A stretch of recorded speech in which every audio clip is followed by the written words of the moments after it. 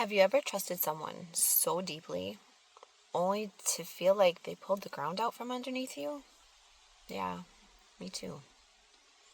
And for me, it came from someone that I trusted completely, from someone that I thought was safe. Betrayal changes you. It wakes you up in ways you never asked for, and you're never ready for it either. It's not just the breaking of trust, though.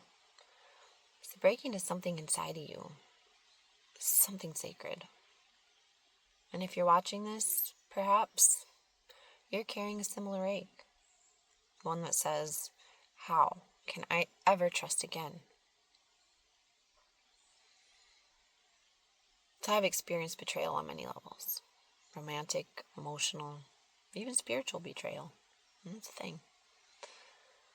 And it made me question everything. It made me question myself, my worth, even my ability to discern truth from illusion. Then there was a moment that shattered something in me. A moment I'll never forget. I was in a relationship with someone that I loved and trusted. But one morning, before I got up, he stole money out of my purse. Yeah. So with my heart pounding and my voice shaking, I confronted him. And he looked me in the eyes and lied.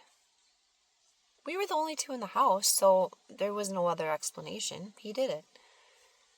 But instead of taking responsibility for his actions, he twisted the truth. He gaslit me. He made me question what I already knew deep in my bones. That wasn't just theft.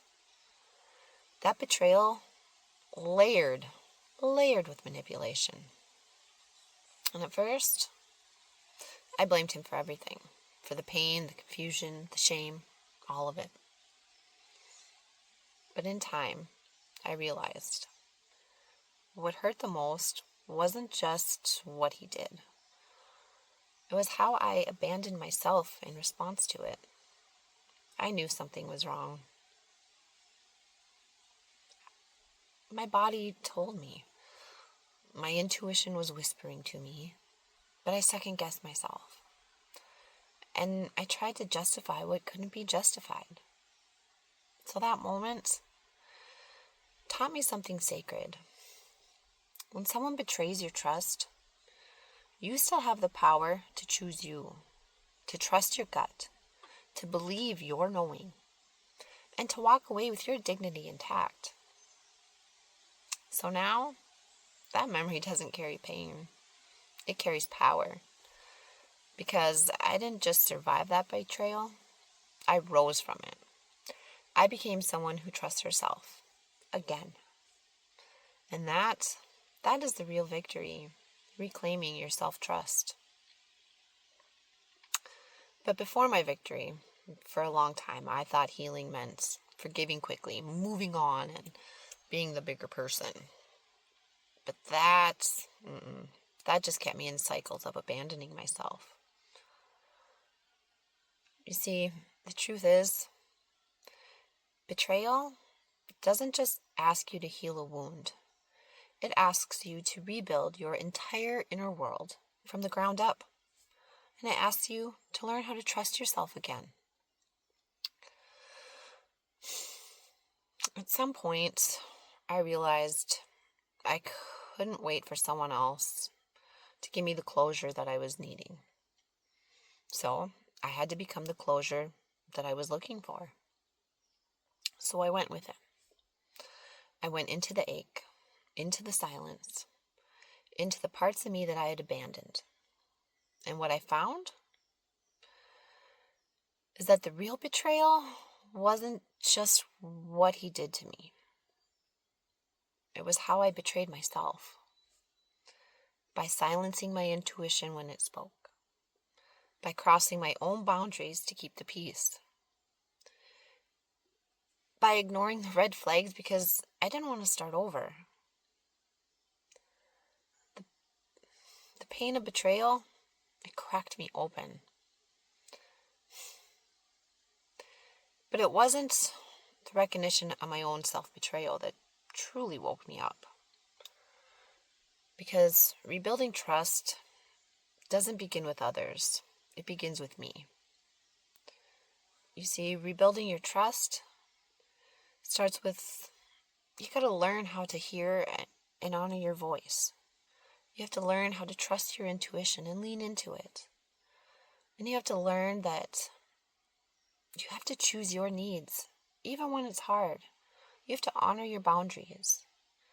And you have to learn that believing the truth the first time, when it shows up, you gotta learn to trust that. And you gotta learn that saying no isn't rude.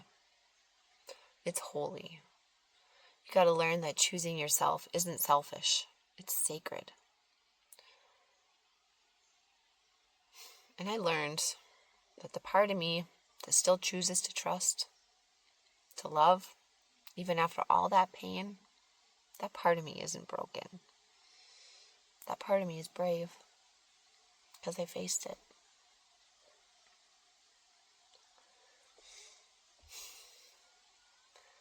So healing from betrayal doesn't mean you go back to who you were. You most definitely don't.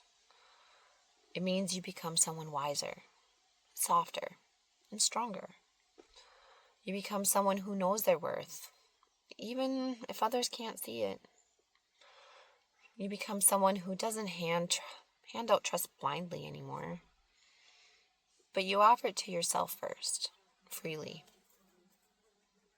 completely free. So it's okay to be cautious. It's okay to take your time. And it's okay if you're still hurting. It doesn't mean you're failing. It means you're feeling. And feeling, that's sacred. Because you're not too much. You're not overreacting. You're healing in your own perfect timing. I'm Kira, and this is Love Rising. This is your reminder. You still deserve to trust. You still deserve to feel safe. And most of all, you deserve to come home to yourself. If this touched something in you, if it made you feel even just a little bit less alone, please like the video and share your story in the comments. I truly love to hear what part spoke to you. And if you're looking for a gentle, creative way to process your emotions, I've created something called Art Alchemy.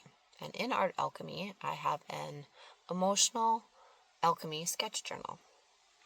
And it is a soul-guided space where you can meet your emotions through art, reflection, and love.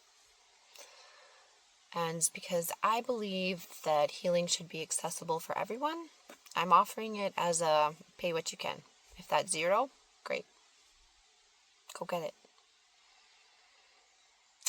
And you can find the link for all of that below, if your heart feels like it and is called to it. So, you're not broken. You're rebuilding. And that's the most courageous thing of all. So thank you for being here. I'll see you in the next one. Let love rise.